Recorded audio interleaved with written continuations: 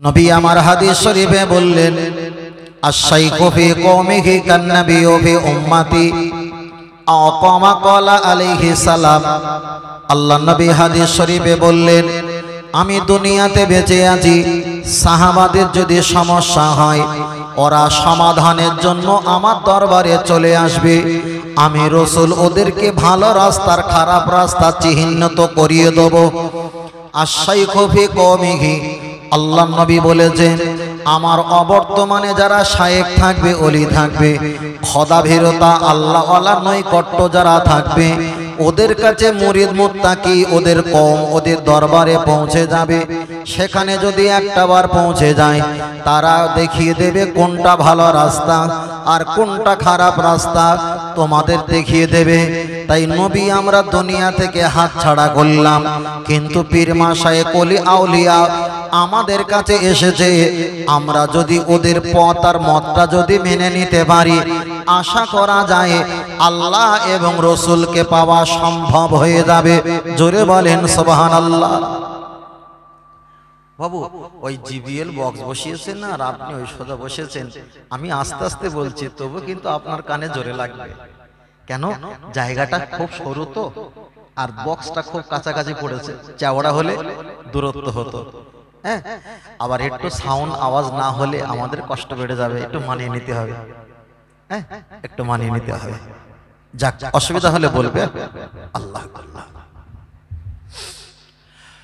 এবার আমি আপনাকে জিজ্ঞাসা করি, লক্ষ্য করে দেখা যায় আমরা বারবার একটাই কথা বলি, আল্লাহ মানা মানে রসুল মানা নয়, রসুল মানলে আল্লাহকে মানা হয়, এটা আমরা বলে থাকি। অনেক ব্যক্তিরা আমাদেরকে ভুল বলে, আমাদেরকে বেদাতি বলে। আমি আপনার কাছে একটাই বলবো, পৃথিবীতে ধর্ম করতে গেলে আগে আপনাকে রসুলকে মান্যতা দিতে হবে, রসুলকে অনুসরণ করতে হবে, তারপরে আল্লাহর কাছে আপনাকে পৌঁছাতে হবে। যদি বলেন হুজুর আপনি প্রমাণ দেন, আপনাদের মসজিদের হুজুর নামাজ পড়িয়েছে, মসজিদে 7:30 কিংবা 7:10 মসজিদে আজান হয়েছে, একটা বার বলবে আজান হয় কিসের জন্য? নামাজের জন্য। সবচাইতে বড় ইবাদত হলো নামাজ, যে নামাজটা মেরাজে গিয়ে নবী আমার নিয়ে এসেছিল, জিবরাইলের হাতে আমার আল্লাহ দিলেন না, সেই নামাজটা হলো সবচাইতে বড় ইবাদত নামাজ। কিন্তু নামাজের জন্য মসজিদে 5 ওয়াক্ত আজান দেওয়া হয়, মাজান দেওয়া হয়, এই কারণে মায়েদের মাথায় কাপড় তোলার জন্য নয়, ঘুম থেকে ভাঙার জন্য নয়, খানা খাওয়ার জন্য নয়, দোকান বন্ধ করার জন্য নয়, আজান দেওয়া হয় আল্লাহর ইবাদত করার জন্য। এবার আপনি বলেন নামাজ তো আল্লাহর হুকুম, কিন্তু নামাজের জন্য মসজিদে যে আজান দিয়ে মুসল্লিদের ডাকা হচ্ছে, ওই আজান তো কোরআন নয়, ওই আজান তো নবীর রেখে যাওয়া হাদিস। তাহলে আল্লাহর ঘরে পৌঁছাতে গেলে নবীর রেখে যাওয়া হাদিস দিয়ে মানুষকে আল্লাহর ঘরে ডাকা হচ্ছে। ওই জন্য বারবার বলি, আল্লাহকে ডাকলে নবীকে ডাকা নয়, বরং নবীকে ডাকলে আল্লাহকে ডাকা হয়ে যায়। জোরে বলেন। আমরা ছোটবেলা থেকে শুনেছি নামাজ পড়তে গেলে কোরআন লাগে না, হাদিস লাগে। আমিও ছোটবেলায় শুনেছিলাম নামাজ পড়তে গেলে কোরআন লাগে। আমরা ছোট থেকে এই পর্যন্ত শুনে এসেছি নামাজ পড়তে গেলে কোরআন লাগে। কোরআন শরীফ না হলে, সূরা না হলে নামাজ পড়া যায় না, কথাটা আমি বিশ্বাস করলাম। কিন্তু আগিয়ে যাওয়া যাক। মসজিদে আজান হয়েছে নামাজের জন্য, ওটা কোরআন নয়, ওটা হলো হাদিস। আপনি মসজিদে উঠবেন, প্রথমে ডান পা রাখবেন, একটা দোয়া পাঠ করবেন, আল্লাহুম্মা আফতালি আবওয়াবা রাহমাতিক। ওই মসজিদে আপনি প্রবেশ করছেন, যে দোয়াটা পড়ে, ওই দোয়াটা আল্লাহর কোরআন নয়, ওটাই হলো হাদিস। কিন্তু চলেছেন আল্লাহর ইবাদতের জন্য, কিন্তু নবীর হাদিস পালন করে ইবাদতে পৌঁছাতে হচ্ছে। চলেন, আপনার তৃতীয় নাম্বার অপশন হলো আপনি নামাজের মুসাল্লায় দাঁড়িয়ে ইলা শাহামাতি উদুনাইহি, আপনি দুটো হাত তুলে লতি পর্যন্ত ঠেকাবেন, কিংবা কাছাকাছি পর্যন্ত হাত নিয়ে যাবেন, এটা হলো হাদিস। আপনি নাভির নিচে হাত বাঁধবেন, এটা কোরআন নয়, এটা হলো হাদিস। আপনি আউযু বিল্লাহি মিনাশ শাইতানির রাজিম পড়বেন। কোরআন শরীফ যদি নরমালে 600 টাকা দাম নেয়, 848টা যদি পৃষ্ঠার হয়, 6666টা যদি আয়াত হয়, 30টা যদি পারা হয়, 114টা যদি সূরা হয়, টোটাল কোরআন শরীফের ভিতরে আউযু বিল্লাহি মিনাশ শাইতানির রাজিম লেখা নেই, ওটাই হলো নবী পাকের হাদিস। তাহলে নামাজে এত দূর পর্যন্ত আমরা পৌঁছে গেছি। আপনারা বলবেন দোয়া সানা পাঠ করেছি ওটা হাদিস, আউযু বিল্লাহ পাঠ করেছি ওটাই হাদিস। তাহলে নামাজে এত দূর পর্যন্ত পৌঁছে গেলাম আল্লাহর ইবাদত করার জন্য, কিন্তু এখন কোরআন পাইনি, চলছে এখন নবীর হাদিস। ওই জন্য বলছে বাবা, নবীকে নিলে আমার আল্লাহকে নবা হয়ে যায়। বলুন সুবহানাল্লাহ।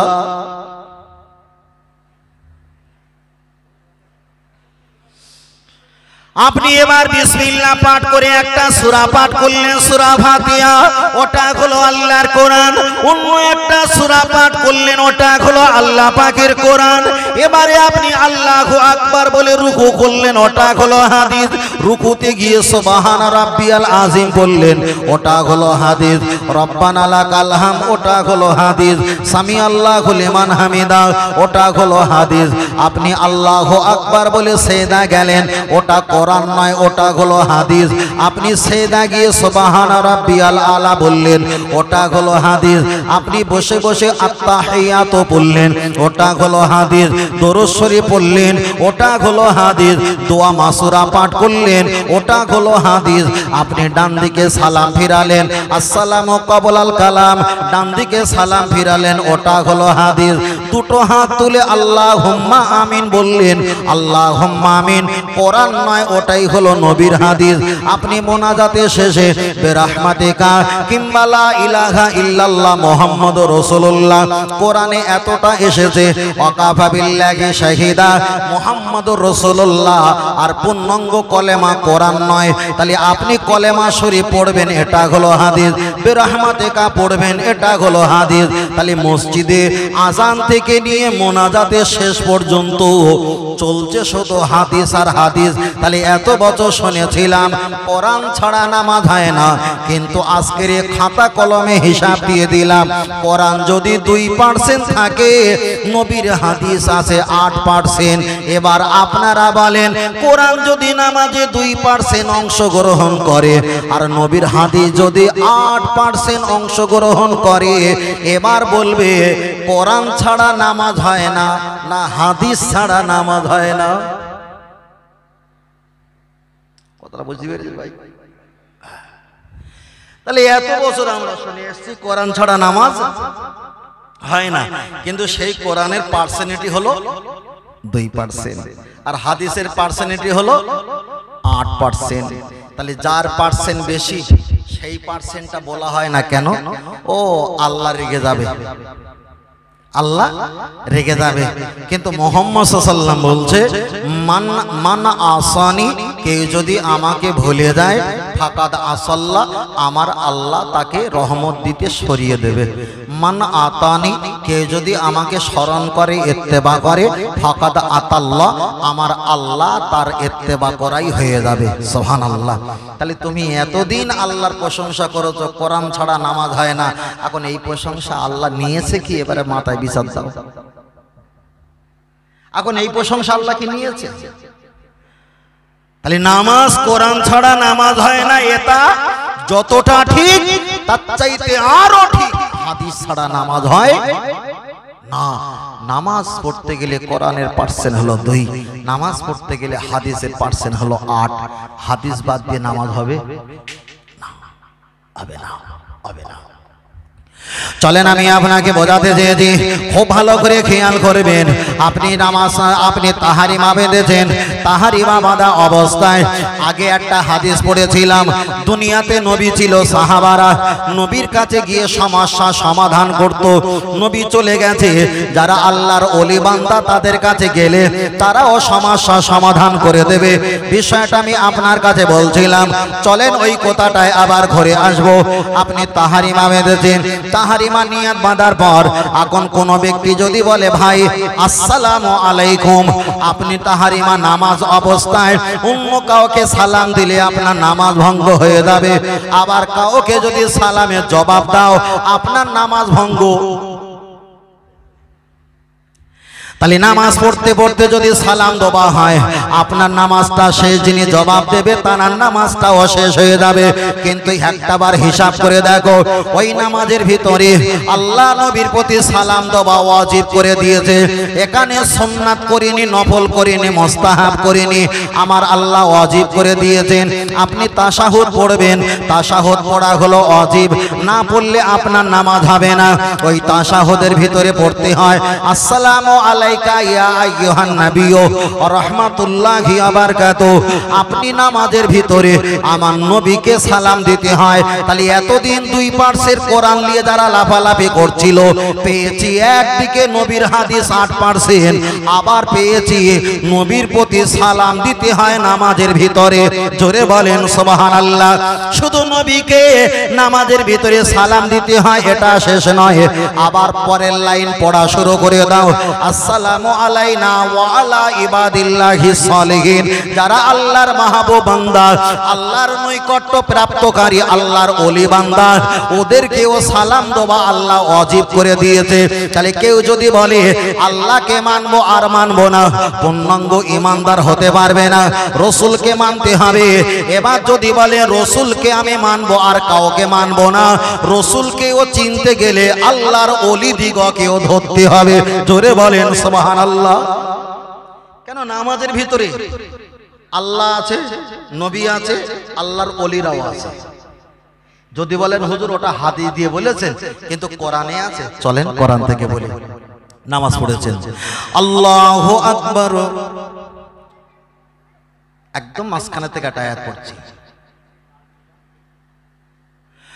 মালিকি ইয়াউমিদ্দিন ইয়্যাকা না'বুদু ওয়া ইয়্যাকা নাস্তাঈন। পরের লাইন ইহদিনাস সিরাতাল মুস্তাকিম। আল্লাহ চালাও সে পথে যে পথে তোমার প্রিয়জন গেছে চলি। বলুন সুবহানাল্লাহ। তাহলে আল্লাহর প্রিয়জন করা, এক নাম্বার হলো নবী, এক নাম্বার হলো সিদ্দিক, এক নাম্বার হলো সোহাদা, এক নাম্বার হলো সালেহিন।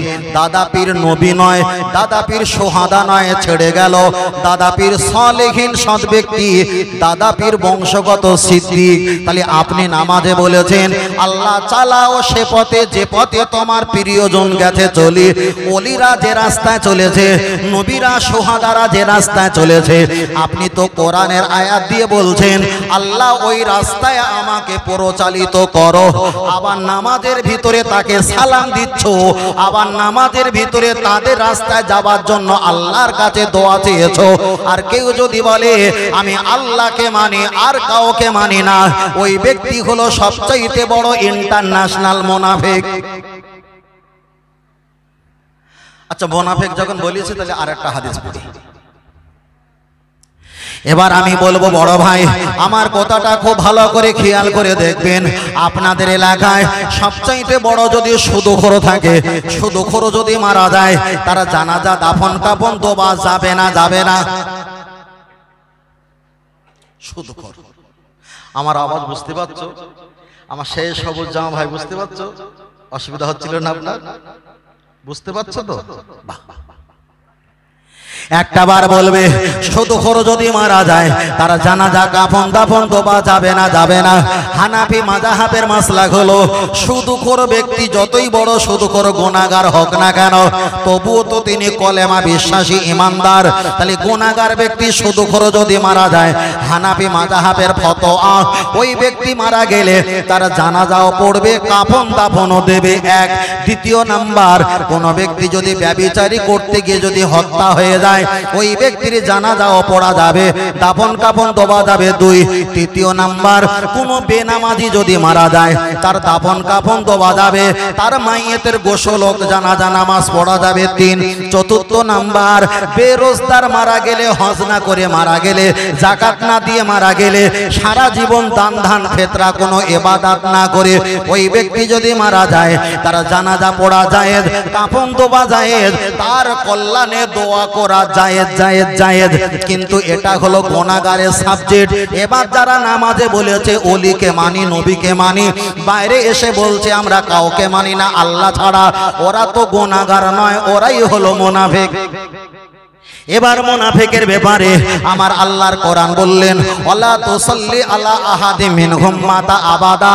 ও দুনিয়ার বান্দা জেনে রেখে দাও, মুনাফিক মারা গেলে তার জানাজা নামাজ পড়া যাবে না, ওটাই হারাম। আল্লাহর কোরআন পরে বললেন, ওয়ালা তাকুম আলা কবরিহি। কোন মুনাফিক যদি মৃত্যুবরণ করে তার কবরের কাছে দাঁড়িয়ে যাওয়া যাবে না, তার কবরের কাছে দাঁড়ানো যাবে না, ওটা শরিয়াতে হারাম। আল্লাহর কোরআন তৃতীয় নম্বরে বললেন, ইস্তাগফির লাহুম আও লা তাস্তাগফির লাহুম। মুনাফিকের জন্য দোয়া দরুদ করে দোয়া চাওয়া যাবে না, হারাম।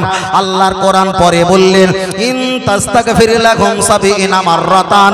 মুনাফিকের জন্য যদি তোমরা 100 বার 70 বার যদি হাত তুলে দোয়া করো, আল্লাহ বলেছে আমার শত্রু নয়, আমার হাবিবের শত্রু, আমার ওলি বান্দা শত্রু, মানে আমার শত্রু। ওদের জানাজা পড়া চলবে না, কবরের কাছে দাঁড়ানো চলবে না, ওর জন্য দোয়া করা চলবে না। ওর জন্য যদি 70 বার দোয়া করা হয়, ইন তাস্তাগফির লাহুম 70 মাররাতান, আমি আল্লাহ দোয়া কবুল করব না, করব না, করব না। তাহলে এখানে প্রমাণ হয়ে গেল একজন বেনামাজে নামাজ পড়িনি কিন্তু সে গুনাহগার, মুনাফিক হয়নি, মুনাফিক হয়নি।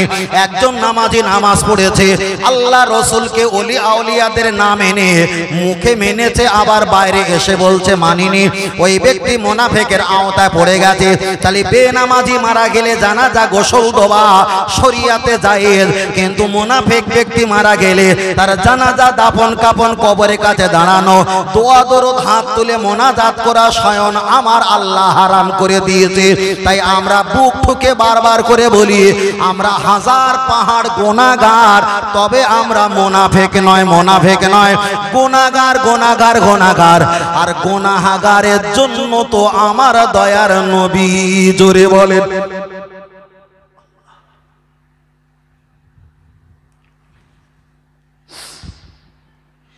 ও বাবাজিরা, আমি আপনার কাছে বোঝাতে চেয়েছি, খুব ভালো করে খেয়াল করে দেখবেন। তাহলে একদিকে গুনাহগার, গুনাহগার তারা জায়গা পেয়েছে, অপরদিকে যারা মুনাফিক তারা জায়গা পেল না, পরিষ্কার হয়ে গেল। হাদিস এবং কোরআন থেকে আমি প্রমাণ করে দিলাম।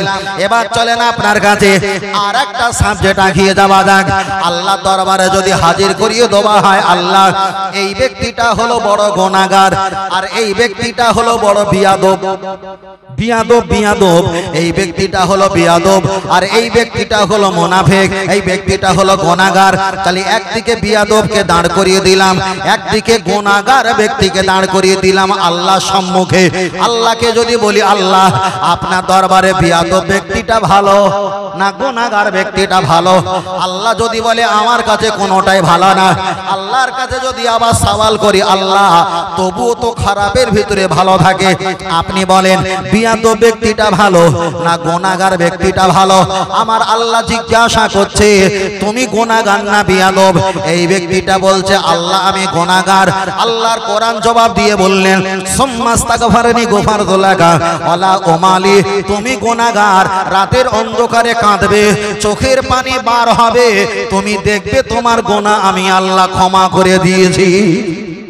আরেকটু জোরে বলে, আল্লাহ আবার জানিয়ে দিয়েছেন তুমি গুনাহগার, আল্লাহ আমি গুনাহগার।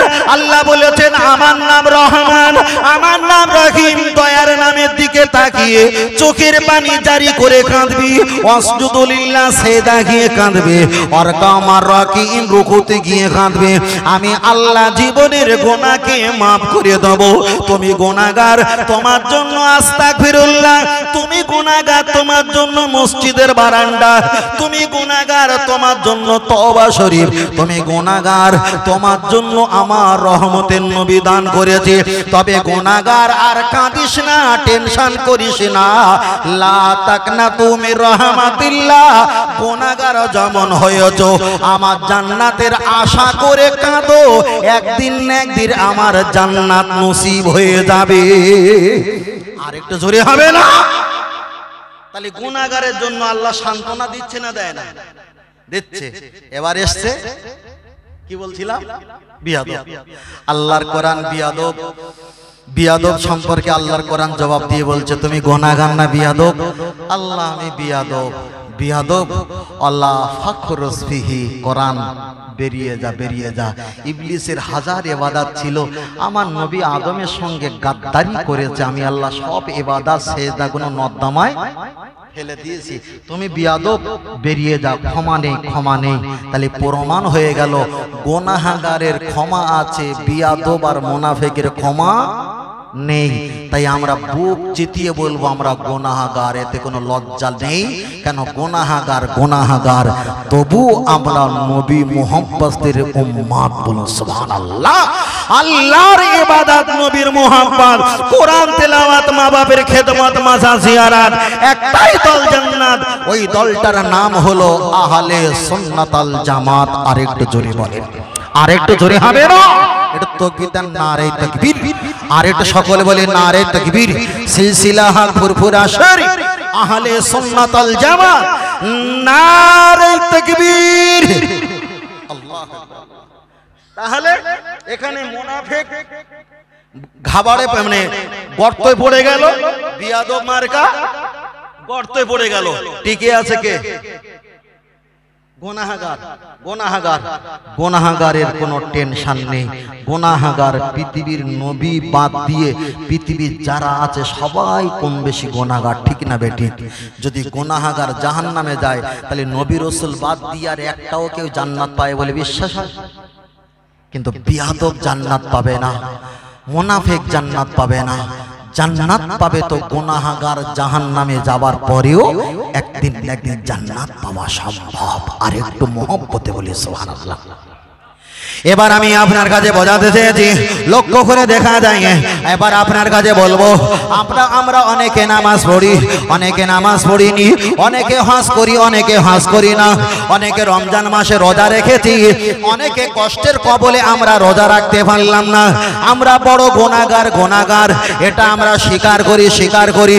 কিন্তু আমি আপনাকে বলবো, হাসরের ময়দানে নেকি নিয়ে জান্নাতে যাওয়া সম্ভব না নবীর মহব্বত নিয়ে জান্নাতে যাওয়া সম্ভব? এবার আমরা যদি বলি ভাই নবীর মহব্বত নিয়ে জান্নাতে যাওয়া সম্ভব, আবার এক শ্রেণীর আলেমরা বলবে নবীর মহব্বত করলে যদি জান্নাতে যাওয়া সম্ভব হয় তাহলে নবীর চাচা আবু তালেব নবীকে তো রক্ত দিয়ে মহব্বত করেছিল, তাহলে উনি তো জান্নাত পাওয়া সম্ভব। আমি বলবো না হুজুর, তোমার কুত্তায় কামড়েছে, কুত্তায় কামড়েছে। আবু তালেব নবীকে ভালোবেসেছিল পোতা হিসাবে, পোতা হিসাবে রক্তর মহব্বতে ভালোবেসেছিল, নবী বলে ভালোবাসিনি, ওই জন্য জান্নাত পাবে না।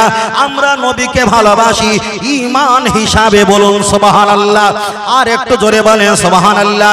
কেউ যদি রক্ত হিসাবে ভালোবাসে, ঈমানের সম্পর্ক যদি না থাকে, জান্নাত পাবে না, পাবে না, পাবে না। মা হালিমা রাসূলকে দুধ খাইয়েছে, শেষ বয়সে মসজিদে নববীর পাশে দাঁড়িয়ে দাঁড়িয়ে আম্মা জান মা হালিমা তো সাদিয়া রাসূলের নামে আবার কলেমা পড়ে সাক্ষ্য দিতে হয়েছে। তাহলে একজন দুধদায়িনী মা নবীকে দুধ খাইয়েছে 5 বছর 6 বছর, তিনিও জাহান্নামে যেত যদি নবীর প্রতি ঈমানের সঙ্গে না সম্পর্ক থাকতো। তাহলে এখানে প্রমাণ হয়ে গেছে। দেখা যায় আবু জাহেল, হযরতে ওমর ফারুক, উনি একজন কাফের ছিল, নবীর সঙ্গে ঈমানের সম্পর্ক হয়ে গেছে, তিনি জান্নাতি, জান্নাতি। আর আবু জাহেল নবীর একটা আত্মীয় হতে পারে, কিন্তু নবীর কলেমার সঙ্গে সম্পর্ক না থাকার কারণে উনি হয়ে গেছে জাহান্নামী। তাই আবু তালেব আল্লাহ নবীকে ভালোবেসেছিল, ওটা ছিল রক্তগত ভালোবাসা। ওটা ভালোবাসায় জান্নাত পাওয়া সম্ভব নয়, জান্নাত পাওয়া সম্ভব ঈমানি ভালোবাসায়। বলুন সুবহানাল্লাহ। আমি আপনার কাছে বোঝাতে চেয়েছি, তাহলে জান্নাত পাওয়ার জন্য আমাদেরকে নেকির বেশি প্রয়োজন হবে না নবীর মহব্বতের প্রয়োজন হবে? এবার আপনারা বলবেন হয়তো নবীর মহব্বতে আমরা জান্নাতে যাব। আবার এক শ্রেণীর মানুষেরা বলবে নেকির পরিমাণ বেশি হলে জান্নাত পাওয়া সম্ভব, কিন্তু নবীর মহব্বত থাকবে, নেকি যদি না থাকে কি করে আমরা জান্নাত পাবো? জবাব দাও। তাহলে আর একটা হাদিস, আল্লাহ কোরআন শরীফের অক্ষর বললে কটা করে নেকি হয়? আশারাতুন হাসানা, 10টা জিনিস শুনবে পড়বে 10টা। নবী আমার হাদিস শরীফে বললেন মান করা আল কোরআন হারফান ফালাহু আশরু হাসানা। কোরআন শরীফের একটা অক্ষর পাঠ করলে বড় হয় বলো 10টা করে নেকি। একটা অক্ষর পাঠ করলে 10টা করে নেকি হয়। ফের একটা বার ঘুরে আসি, হয়তো ভুলে গেছি, হাসরের ময়দানে জান্নাতে যাবার জন্য নেকির প্রয়োজন হবে না নবীর মহব্বতের প্রয়োজন হবে? যারা বলছে নেকির প্রয়োজন হবে তাদের জন্য একটা হাদিস বললাম, মান করা আল কোরআন হারফান ফালাহু আশরু হাসানা। একটা করে কোরআনের অক্ষর পাঠ করলে 10টা করে নেকি হয়।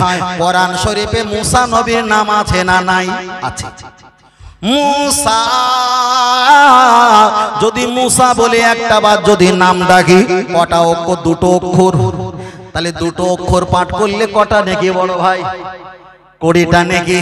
এবার বলেন কোরআন শরীফে ফেরাউনের নাম আছে না নাই? যারা কোরআন পড়তে পারেন বলতে পারেন, কোরআন শরীফে ফেরাউনের নাম আছে। ফারাইনুন, ফেরাউন, ফেরাউনের অক্ষর হলো 5টা। কোরআনের একটা অক্ষর পাঠ করলে নেকি হয় 10টা। মুসা জিকির করেছি 20টা নেকি। ফেরাউনের নাম কোরআনে এসেছে বলেছি কটা নেকি? 50টা নেকি। যদি বলেন হুজুর আমার নেকির প্রয়োজন, আমি জান্নাতে যাব, তাহলে নবী মুসা জিকির করলে 20টা নেকি হবে, ফেরাউনের জিকির করলে 50টা নেকি হবে। এবার বলেন ওই নেকি নিয়ে কি জান্নাতে যাওয়া সম্ভব? যারা নেকির জন্য কথা বলে না, ফজিলত ফজিলত ফজিলত ফজিলত ফজিলত ফজিলত, ফের বলছি হাসরের ময়দানে, কিয়ামতের দিনে, বিচারের ময়দানে ফের আমি আপনাকে বলছি নেকি নিয়ে জান্নাত পাওয়া সম্ভব নয়। নেকি হলো খুচরো পয়সা, খুচরো পয়সা। যারা বুদ্ধিমান লোক ওই খুচরো পয়সার দিকে তারা ছুটবে না, তারা তো লোটের দিকে, চেক বইয়ের দিকে ছুটবে। আমার নবী হলো ঈমান। নবীর মহব্বত করলে আপনি যা কাজ করবেন অটোমেটিক নেকি হবে, নেকি হবে। নবীর মহব্বত করি বলে মাথায় টুপি, নবীর মহব্বত করি বলে মুখে দাঁড়িয়ে, এখানে আর তোমার জব জিকির করতে হবে না। দাঁড়িয়ে রেখেছি, আল্লাহ প্রতি সেকেন্ডে নেকি দিচ্ছে, নেকি দিচ্ছে। তাহলে নেকি কামানোর জন্য এক্সট্রা সময় দিতে হবে না। নবীর মহব্বতে জুড়ে থাকলে অটোমেটিক্যাল নেকি তৈরি হয়েই যাবে। চলেন আমি আপনাকে বোঝাতে চেয়েছি, খুব ভালো করে বুঝবেন। তাহলে নবীর মহব্বতটা হলো চেক বই, ওটাই হলো আমাদের কাছে বড় সম্পত্তি। আর নেকি হলো খুচরো পয়সা। যারা নেকি কামানোর জন্য আদরে বাদরে চামচিকের মতো ছোটে, যারা নেকি কামানোর জন্য ফজিলতের কথা বলে, যারা নেকি কামানোর জন্য অনেক কিছু কথা বলে, ওদের কাছে নেকির প্রয়োজন। কিন্তু আমাদের কাছে নেকি চাইতে নেকির আগে, নেকির আগে নেকি লাগবে না এ কথা আমি বলিনি, বলিনি। নেকির আগে নেকি চাইতে আমার নবী পাকের মহব্বতের প্রয়োজন। আমার নবী যদি সঙ্গে থাকে, জান্নাতের মালিক আল্লাহ, কিন্তু জান্নাত দেনেওয়ালা আমার আপনার নবী মুহাম্মদুর রাসূলুল্লাহ। জোরে বলেন সুবহানাল্লাহ। আর একটু জোরে বলেন সুবহানাল্লাহ।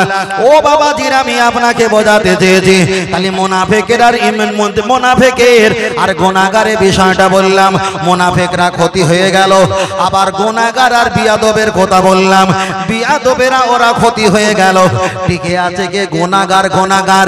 এবার আপনার কাছে বলেছি মহব্বত ওয়ালারা টিকে থাকবে, আর নেকি নেনেওয়ালারা নেকি নেওয়ার নিশায় ওয়ালা যারা থাকে, নেকি কামানোর ধান্দা যারা থাকে, এরাই কিন্তু হোড়কে নালায় গর্তয় ভরে যাবে। আর মোহাব্বত করেনেওয়ালা হাসরের ময়দানে আমার নবী পাকের ঝান্ডা তোলায় দাঁড়িয়ে থাকবে।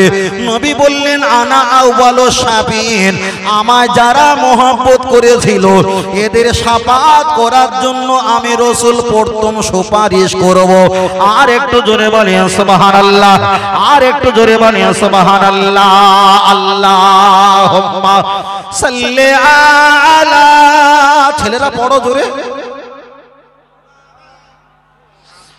ওয়া আলা আলি সাইয়্যিদিনা। মা আমিনার ঘরে যাব, সেইখানে আখিরি নবীকে পাবো। মনের কথা সব বলিব, সে যে মুহাম্মদ ইয়া রাসূলুল্লাহ।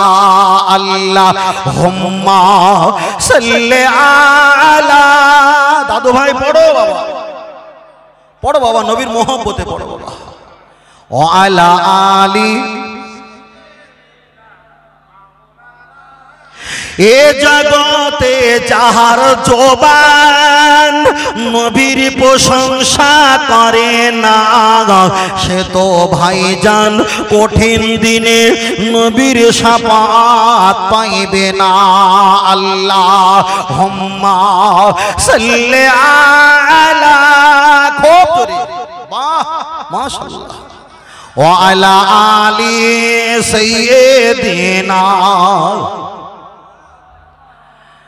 সাল্লাল্লাহু আলাইহি ওয়াসাল্লাম।